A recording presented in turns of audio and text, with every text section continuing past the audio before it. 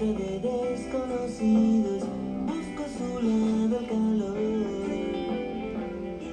Volvemos al aire, 15 minutos pasan de las 11 de la mañana y ya está con nosotros. ¿Qué decir así?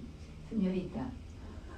Chacón, ¿cómo le va? Muy bien, muy bien. Me gusta que reconozca mi no casada. ¿Verdad que es como corresponde que nos tenemos que empezar a llamar nosotros la señorita? Las solteras. Las solteras. Yo no estoy ni comprometida, ni casada, ni nada. ¿Cómo anda? Muy bien, muy bien. ¿Bien? Muy bien. ¿Usted ¿Usted? se le pasó el resfrío? No tanto. Esa congestión, esa cosa que tenía. No ¿No le dijeron que tenía COVID? Nunca pregunté, pero Y yo no creo me que interesa. no, porque no tuve fiebre. Nada, una un cosa síntoma más bien extraño. mocal. Una cosa ¿Con tos? engripado. Sí, la gripe de toda la vida. Tos. La de toda la vida. Todas esas cosas. Bien, perfecto. ¿Qué? Sí, dígame. No, pero viste, yerba mala. No estoy de Nunca acuerdo. muere. No estoy de acuerdo. Si nosotros estamos diciendo que Carlos Saúl Sorete es yerba mala, nunca muere y se murió. Bueno, cuando no, tenía no, ya qué 90 y pico de comparación. años, usted me dice yerba mala y a mí me agarra la querocha. No. Cada uno, por eso, cada uno en su sitio. Yerba mala, Carlos Saúl Sorete. Usted, yerba buena. Y que hay que ver lo que crece en La Rioja, que también crece gente que no es yerba mala. En todos lados crece gente mala y gente de Nos estamos yendo. No sé por qué arrancamos con Claro. Carlos Saúl Sorete, pero para mí yerba mala nunca muere, es Carlos Saúl Sorete. Entonces usted me dice yerba mala, yo digo, de ninguna manera. Ella está escuchando todo. Vayamos a lo nuestro. Ella está escuchando todo, debe creer que no estamos bien. Ya lo sabe. No le pifia demasiado. Paola Soto, buen día por la mañana. Ivana Jacob te saluda, ¿cómo estás? Buen día, Ivana. Por favor, no se mueran. No, siempre estamos sobreviviendo. Por ahora. Qué suerte. ¿Cómo están? Muy bien, te quiero presentar. Estamos hablando con Paola Soto, que nació en Venezuela en 1991. Es licenciada en Comunicación Social con estudios destacados en Periodismo Cultural por la Fundación Tomás Eloy Martínez y Periodismo Narrativo por la Facultad Latinoamericana de Ciencias Sociales, Flaxo, sede Argentina. Reside en Buenos Aires desde el otoño del 2016 y es autora del poemario Mala Brigada, reeditado por Valparaíso Ediciones en 2018, y del poemario Toda esta distancia, de Ediciones Continente 2020. Además forma parte de la antología de poesía joven venezolana Amanecimos sobre la palabra, que salió publicado por el Timpo Hetero Ediciones en 2017, y del libro Florecer lejos de casa, editado por la Fundación Conrad de Uruguay en 2018. Feliz día, primero a las dos, ¿no? A Ivana y a vos, feliz día. Feliz día, Pao. Gracias, Juli. ¡Feliz día! ¿Se siente usted periodista cuando le dicen feliz día? Mira, ¿Se siente usted periodista y luego cuando le dicen feliz día se siente más periodista? ¿Cómo funciona? Cero, todo lo contrario. No, para mí creo que en realidad no creo mucho en los días, ¿no? Como siento que todos los días es el día de todo. Uh-huh. Entonces vamos un poco, por suerte tenemos días para celebrar y conmemorar y luchar y defender, que claramente que está bueno, pero creo que a nivel personal es como, bueno, todos los días estamos luchando y haciendo un granito y defendiendo y celebrando. Así que no sé si más o menos, pero bueno, se suma a la causa. Bien. Contanos un poquito, ¿ejercés como periodista? Hago algunas entregas freelance, pero no dependo de un medio específico. Estoy ahora, justo tengo 2 años ya tomando un taller de no ficción con Leila Guerriero y ha sido también como, una clase gigante, ¿no? de aprendizaje. A veces bromeo diciendo que aprendí más con ella que en la universidad, pero en realidad creo que sí. Y la experiencia, sobre todo esta facilidad de abrir la cabeza, ¿no? He aprendido muchísimo y creo que eso lo aplico en cualquier oportunidad que puedo de entrevistas o alguna crónica o algo que tengo que entregar. Y bueno, eso ha sido como mi acercamiento ahora y evolución con el periodismo, pero sí, de a poco. Paola, ¿hace cuánto que estás en Argentina viviendo? Sí, desde el 2016, ya son 6 años. ¿Se pueden preguntar las razones por las que te viniste? Sí, me quise venir porque quería conocer otros lugares. En realidad tenía distintos países para explorar y por suerte conseguí gente muy querida que tenía acá, amigos que hace mucho no veía, me abrieron las puertas y fue la decisión más acertada. Sobre todo con Buenos Aires me pasa que no hay día en el que no vaya por la calle y piense que ciudad tan hermosa. Hay como algo que no puedo explicar que me hace sentir muy recibida y como muy a gusto aquí. Yo quiero ser venezolana en este momento para sentirme exactamente igual que vos. Nos pasa, hay una cosa muy, muy loca que nos pasa a los argentinos, o sea, que nos damos cuenta los argentinos cuando escuchamos sobre todo a los, en general a todos, pero a los sudamericanos en particular, de lo bien acogidos que se sienten en Buenos Aires, de lo acompañados, de lo ayudados. Y vos le preguntás a un argentino y siente todo lo contrario. Se siente solo, siente que el país conspira contra él mismo, contra toda su familia, contra la gente que quiere. Es una cosa bastante especial, bastante rara. Sí, viste cuando desde afuera ves a alguien que quieres mucho y te da como apuro escuchar que habla mal de sí mismo y le quieres abrazar y le quieres decir como no, por favor ve, quiero que te veas como yo te veo, es un poco así. Como que a mí con Argentina me pasa que es un país precioso y lo poco que he conocido hasta ahora me vuela la cabeza y me siento muy en casa y es como que casi que ni permito que hablen mal de Argentina en mi presencia. Okay. Está bien, vamos a hablar bien entonces. Ahí hablamos un poquito de tu ejercicio como periodista y la pregunta que te iba a hacer es, vos decías que trabajabas en forma freelance. O sea que un poco elegís, ¿no? ¿Dónde escribir, cuándo escribir? Sí, en ese sentido sí. Tampoco, la verdad es que no es como que me llueven las propuestas, pero sí trato de sentirme como cómoda donde voy a publicar. Es muy raro, ¿no? Como, bueno, no sé si les ha pasado, no sé cómo ha sido acá, pero yo estudié en la universidad, era un periodismo mucho más cuadriculado, como que era todo esto de las 5WH y toda la información tiene que estar concentrada arriba y el nombre y el apellido, o sea, no estaba muy atado a lo literario, el periodismo narrativo no era algo que se explorara en las aulas de clases y para mí fue como un poco una desilusión, incluso la típica crisis de estar en medio de la carrera y decir como, ¿qué estoy haciendo? ¿Sigo o abandono? Y por suerte seguí, ¿no? Y conocí, bueno, que... Paola, perdón, esto lo estudiaste en Venezuela. En Venezuela. Sí. Te lo digo porque yo soy licenciada en Ciencias de la Comunicación por la Universidad de Buenos Aires, hace 30 años atrás, en el 91. No egresé en el 91, empecé a estudiar en el 91 y la carrera de licenciatura en Ciencias de la Comunicación de la Universidad de Buenos Aires sí tiene todo esto que vos decís. Por eso te preguntaba si había sido acá o había sido en Venezuela, porque realmente el periodismo se pierde muchísimo sacándole esas cosas que vos estás comentando. Claro. ¿No? La realidad se pierde muchísimo. Sí. La pregunta que te iba a hacer es, vos decías, bueno, ejerzo como periodista y la pregunta es, ¿encontrás algún vínculo entre este ejercicio, ¿no? del lenguaje en el periodismo, el cual usa como instrumento primigenio el lenguaje comunicativo? Digo, ¿sentís que hay algún lazo con tu poesía o no? Sí, yo creo que no podría escribir la poesía que escribo sin haber pasado por la escuela de periodismo, definitivamente. ¿En qué sentido crees que te afectó?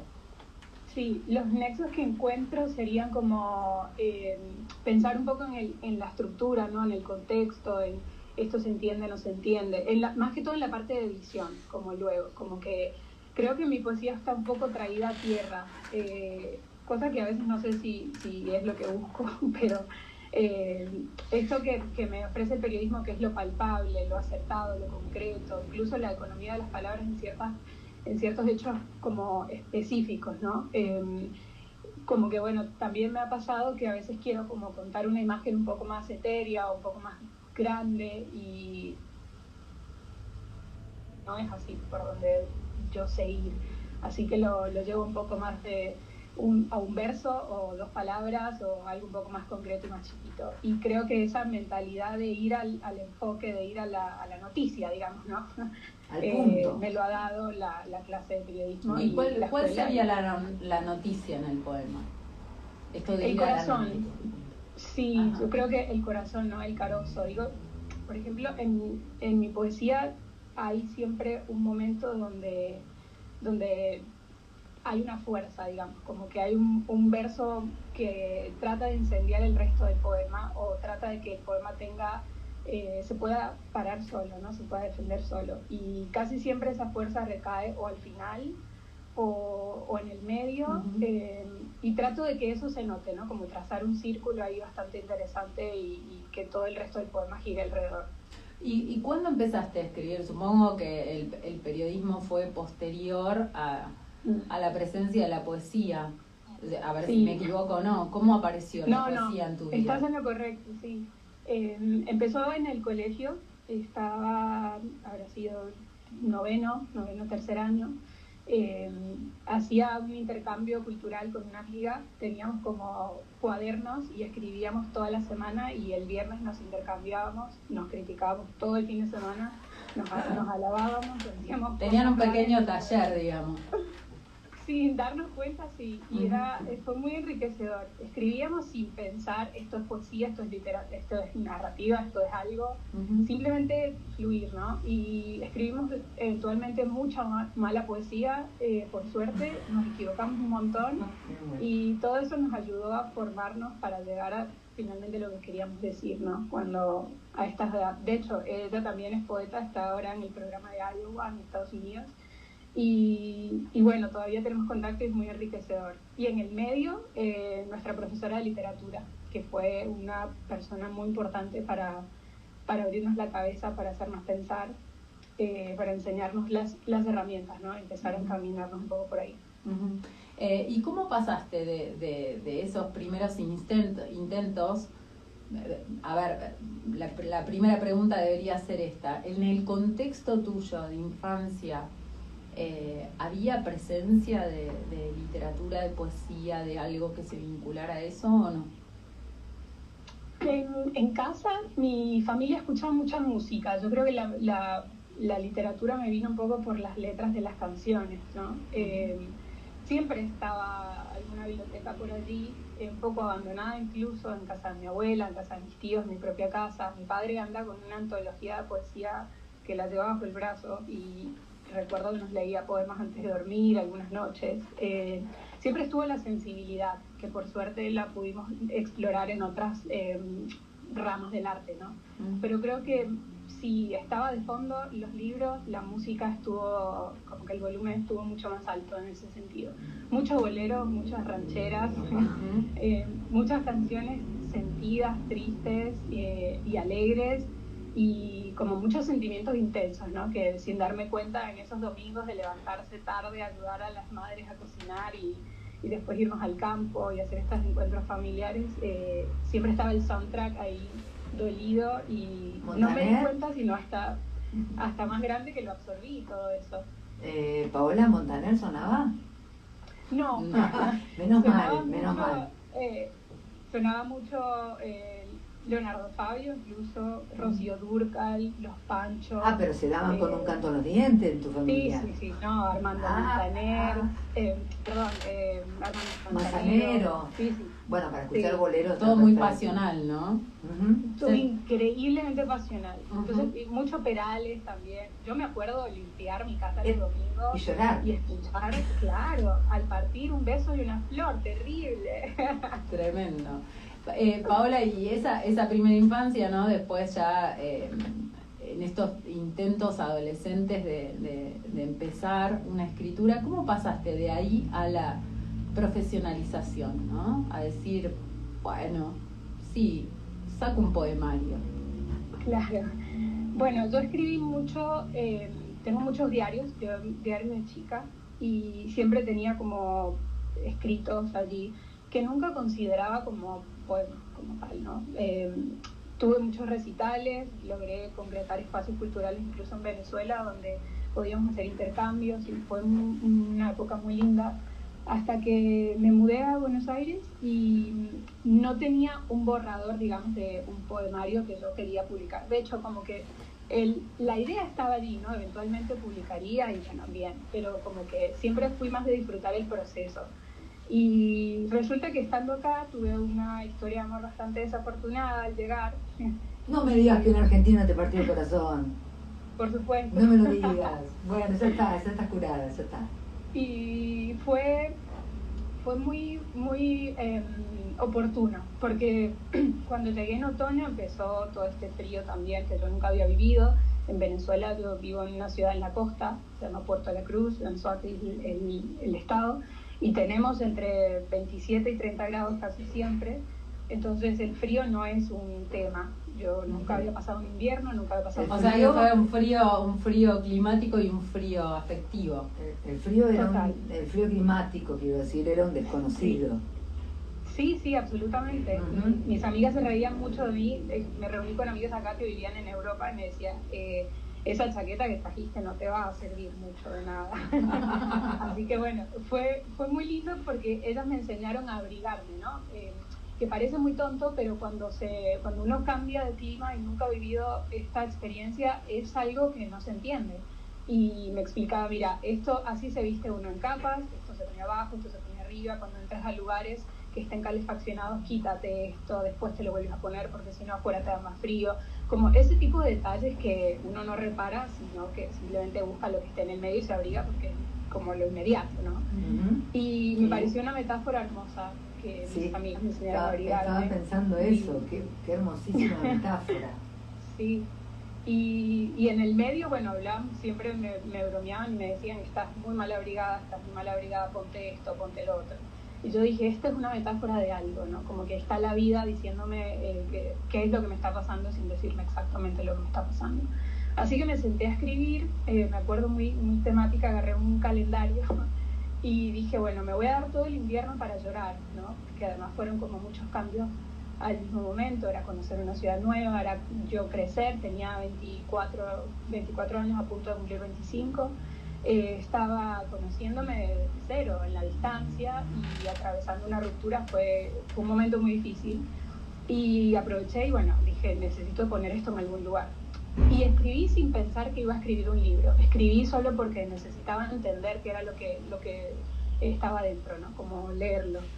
Y un día, al finalizar todo el invierno, conozco gente que me invita a una lectura de un bar y voy y leo algunos de los poemas que había escrito para este proyecto personal, y justamente estaba la editora de Peces de Ciudad que me dice, eso que escribiste es un libro, ¿tienes más? Y se lo mandé y me respondió con un contrato editorial y así nace el primer libro. Tremendo, tremendo. Bueno. Igual todavía no la escuchamos, pero por supuesto que esos libros, si eran escuchados por algún editor, iban a salir publicados. Y como digo, hay un pasaje, vos contabas esto de la soledad, ¿no? De sentirte avasallada, digamos, por el desconocimiento climático, afectivo, geográfico. Y digo, vos dijiste, me senté a escribir. ¿Escribiste de una o hubo, digamos, una edición de esos poemas? ¿Desde dónde lo hiciste? ¿Qué fuiste a buscar después? Malabrigada es un libro muy visceral y nace desde la inocencia en ese sentido. Es un libro que escribí sin pensar que alguien podría interesarse en publicarlo, y eso tiene como esta, insisto, la inocencia de decir, bueno, lo voy a mostrar porque nadie más lo va a ver, ¿no? Lo voy a mostrar porque a nadie le va a interesar, no hay ningún problema. Total. Porque fue un proceso muy personal. De hecho, ahora tiempo después lo miro y pienso, wow, esto no sé cómo lo publiqué, ¿no? pero por suerte. Y me tomé esos 3 meses del invierno para escribir, pero más que todo para un reto personal de decir, necesito entender y procesar el desamor en este tiempo. O sea, creo que normalmente cuando pasaba por situaciones de ruptura o situaciones muy difíciles, me enganchaba simplemente con otra cosa y ya está, como que no le daba el tiempo para procesar, ¿no? Y creo que para que un dolor se acabe hay que atravesarlo, hay que meterse. Y ese fue el tiempo que me di. Casualmente fue un invierno y dije, bueno, es la metáfora de algo. Y me senté a escribir y me senté a llorar y me senté a irme sola a las plazas, me fui sola a cafés y conocí gente que no volví a ver. Fueron meses maravillosos y fueron meses difíciles que ahora recuerdo por suerte con mucho cariño. Y al final, cuando tuvimos el contacto con la editorial y empezamos a trabajar esto, bueno, hicimos algunos cambios, por suerte. Más que todo, yo era como muy nueva en este sentido, ¿no? Y por suerte tener a alguien allí que te guíe, que te ayudara y que te mirara desde afuera también es importante para el proceso. Así que fue un poco así. O sea que toda la parte de reescritura, digamos, vino con acompañamiento. Sí, o sea, no hubo nada de reescribir, hubo mucho de sacar. Yo me di cuenta de que como estaba escribiendo para mí, claramente necesitaba pasajes entre un poema y otro, que al libro como tal, ya pensarlo en formarlo en formato libro no le sumaba. Pero para mi historia sí era importante escribirlo.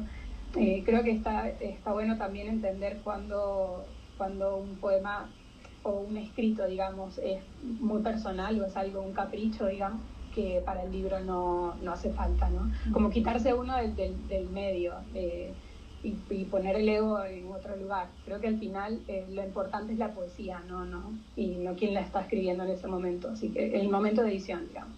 Y la anécdota, porque vos hablas de lo personal, ¿no? De correr el ego, digo, la anécdota que dispara ese poema, ¿crees que es importante? ¿El desamor, me dices?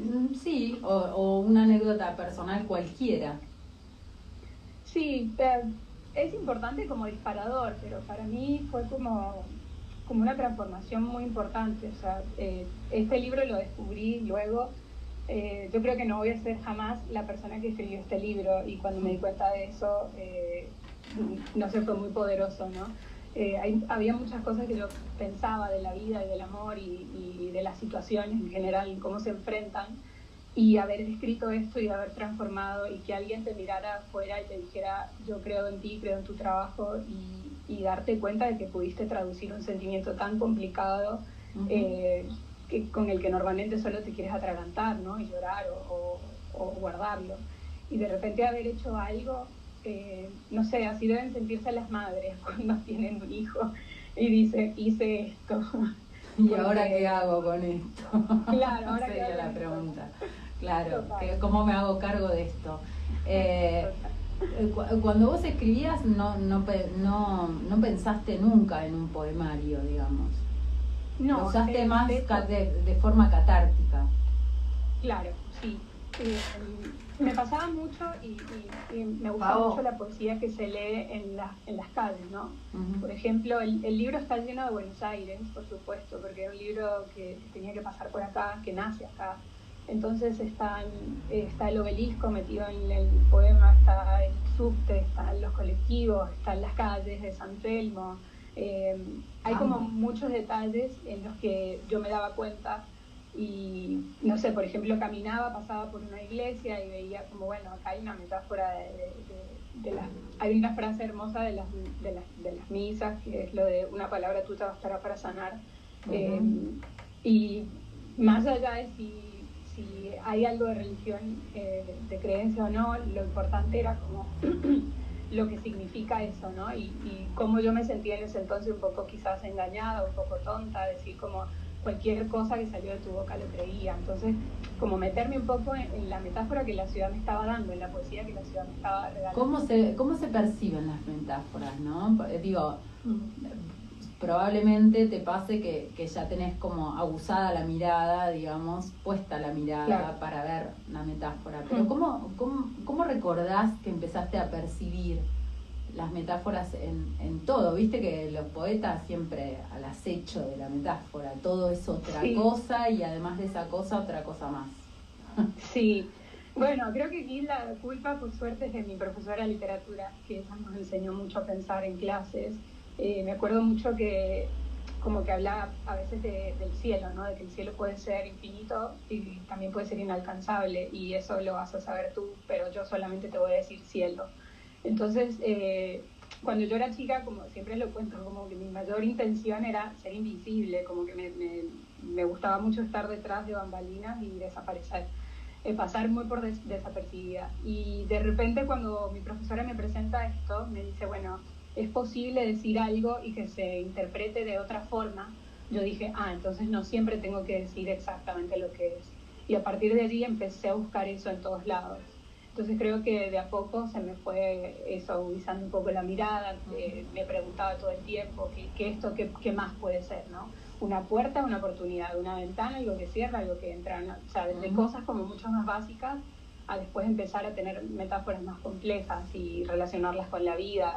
Así que creo que un poco, sobre todo cuando estás en una ciudad nueva, todo es para mirarlo, ¿no? Como que te detienes mucho más, está ahí. Pau, así que se juntó todo. ¿Y de qué se trata esto de la habilidad de poder no decir exactamente lo que es? Como, ¿Qué te ejemplo, genera a vos? ¿Qué te da a vos esa posibilidad? Un espacio donde no sea solo mi verdad, ¿no? Por ejemplo, yo puedo llegar y decir esto, como decía mi profe, decirle cielo, y hay personas que sienten que el cielo es inalcanzable y otras personas que sienten que el cielo es infinito, y me gusta pensar que solamente al decir cielo se puede generar un espacio donde las dos verdades y por ende más de 2 o 3 personas quepan, ¿no? Entonces creo que ahí hay algo interesante de no nombrar y sentenciar, como bueno, esto va a ser así, punto. No, creo que es un arte mucho más difícil encontrar algo donde todos podamos sentirnos un poco identificados. ¿Eso cómo se trabaja en el lenguaje? Digo, vos decís, bueno, cielo, que para mí sea infinito, para otros sea inalcanzable, pero digo, en el lenguaje, ¿cómo crees vos que es esta postura frente a la verdad, ¿no? El lenguaje cristalizado. ¿Qué viene a ser la poesía? Sí, bueno, creo que es un ensayo y error. Creo, por eso digo como que me equivocaba un montón y todavía lo hago.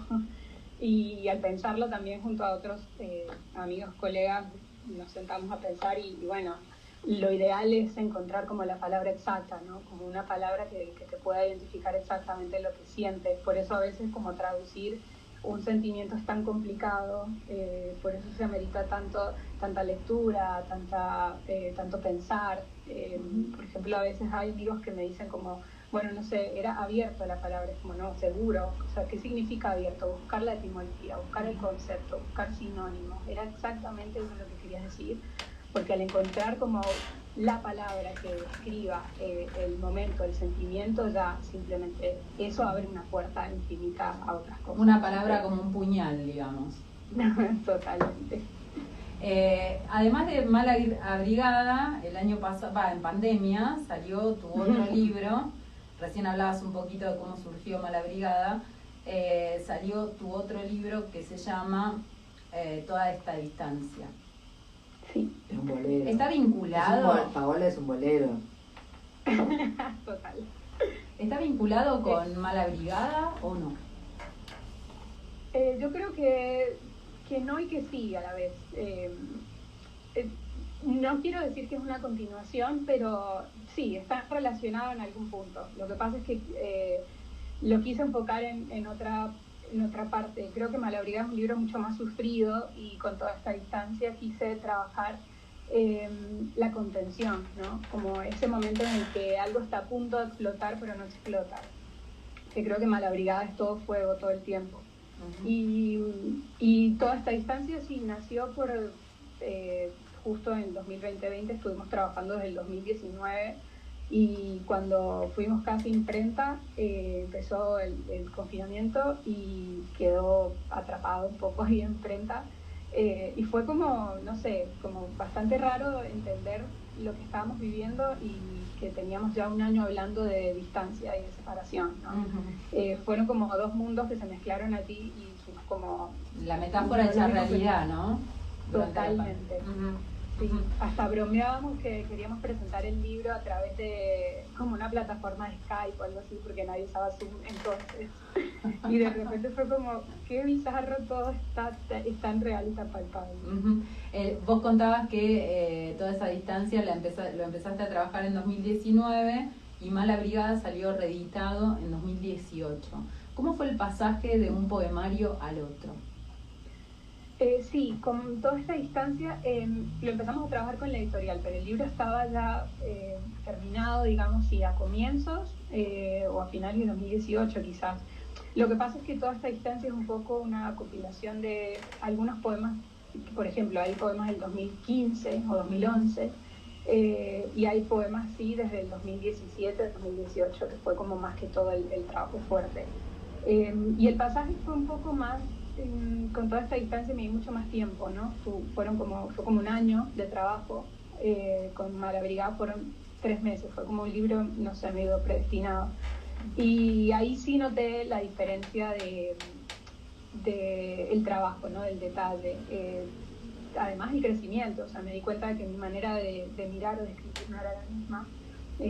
Por más que está esto de la mirada en la ciudad o en las cosas o en la vida, en los detalles, pero... Claro, las pequeñas obsesiones, ¿no? Como que siguen Total. presentes.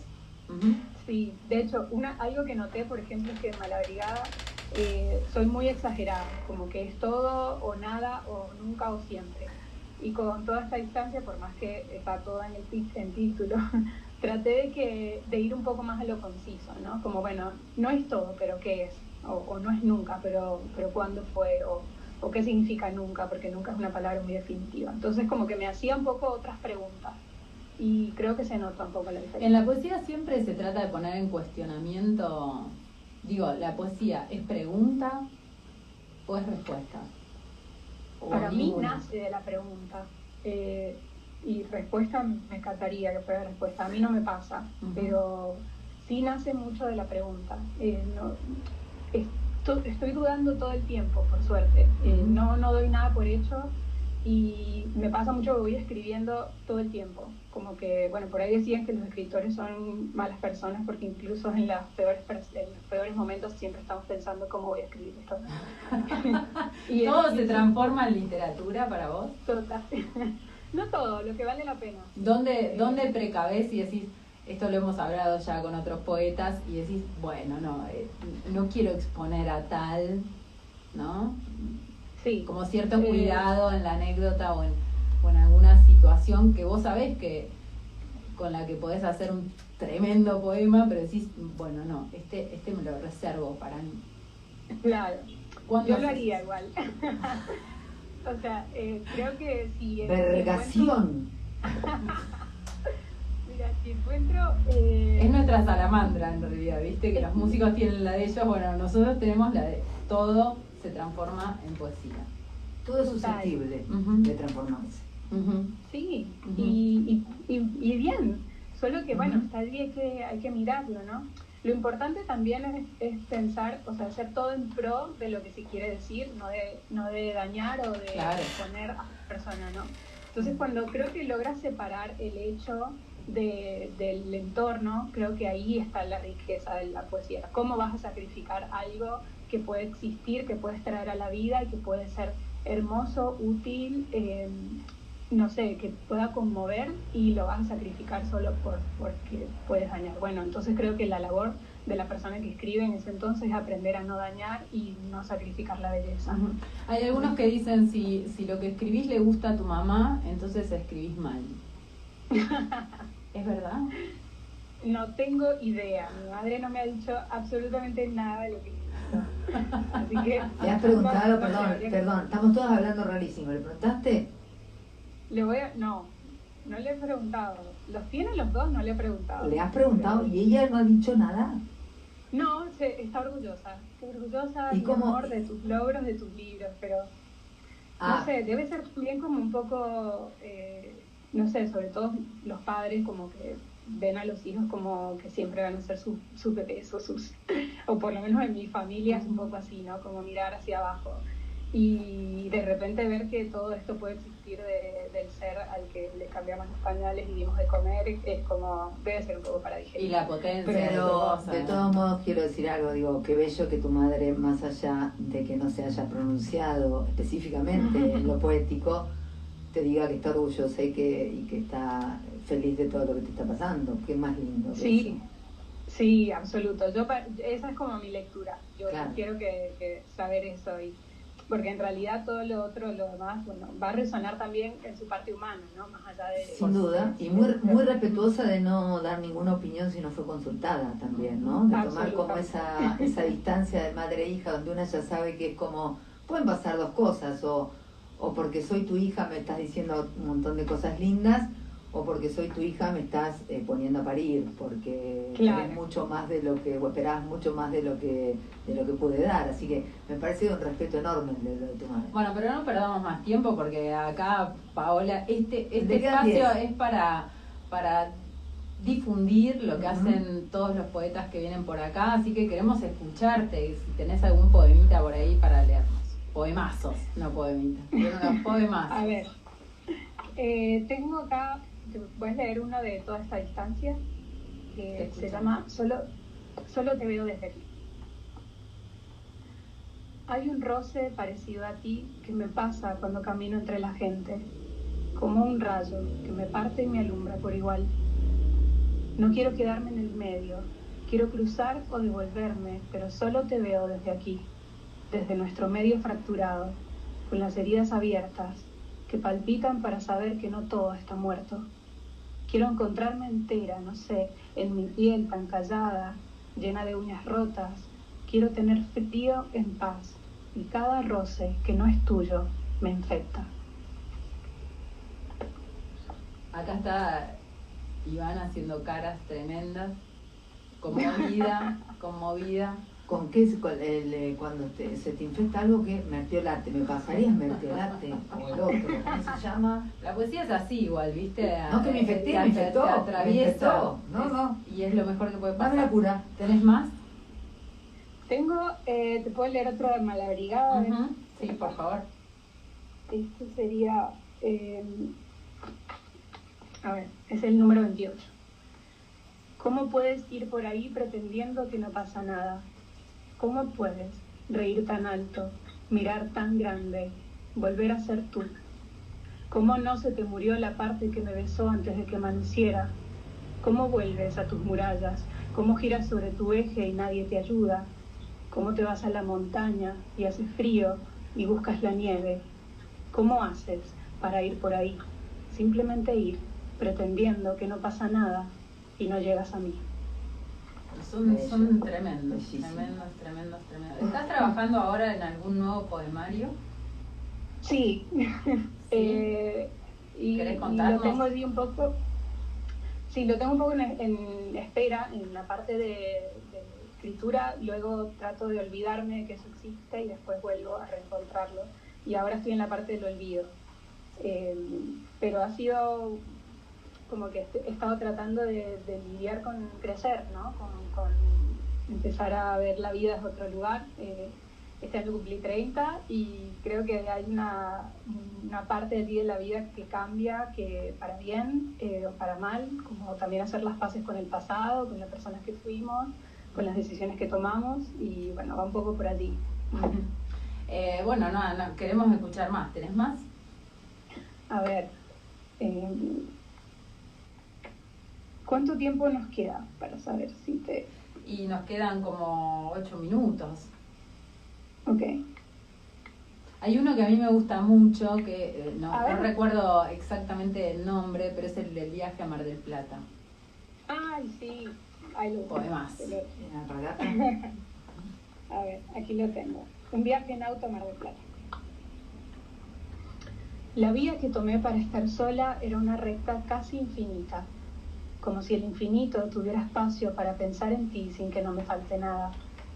Ese camino también me llevó hacia mí. Todo comienzo es un pecho cóncavo, y desde ese hueco saqué mis cosas para entenderte. Yo me acuerdo de ti desde hace años, pero lo que toca el tiempo lo rompe, a ver qué pasa. Por eso, en esta recta casi infinita, lo que salió de allí fue otro nombre, un espejo con otros ojos, el coraje puro de haberte llamado sol, sin entender que el sol también se cae, a la misma hora, todos los días. Desde la flexibilidad del fin me salió el corazón tan obvio, latiendo con bondad sin escucharse tanto, solo haciendo, solo vivir. Mientras eso me pasaba, la vía que tomé para estar sola siguió siendo una recta casi infinita. Vi un horizonte inmóvil y paralelo, unos animales simulando vida, unos cables llevando amor, y una hilera negra de carbón con la forma intacta de las flores, esperando al viento para morir en paz. Un campo de girasoles quemados, sin girar, sin sol, sin caerse. Y me sentí triste, mi amor, por fin. Ay, pero gracias. Amo este poema, es tremendo, tremendo, tremendo, tremendo. ¿Dónde se consiguen tus libros? Porque después todos los que escuchan ahora en vivo, o los que escuchan después los podcasts subidos a Spotify, me preguntan, me mandan mensajes, ¿dónde consigo tal libro? ¿Dónde consigo tal otro? ¿Dónde consiguen los tuyos, Paula? Bueno, técnicamente en cualquier librería podrían estar disponibles, pero toda esta distancia lo pueden encontrar directamente con la página web de Ediciones Continente, hacen envíos a todos lugares, y Malabrigada lo pueden conseguir con distribuidoras Wildfooter, también por online lo piden y les llega a donde sea que estén. Muchísimas Si no, gracias. Y si no, de que te contacten a vos, claro. Pau Soto, sí. Pau con W, P-A-W Soto. Por Instagram, ahí la pueden contactar. Muchísimas gracias y obviamente las puertas de la radio están abiertas para este próximo poemario en el que estás trabajando. Seguro, gracias por este espacio. He pasado una mañana maravillosa. Nosotras también. Lo mismo decimos.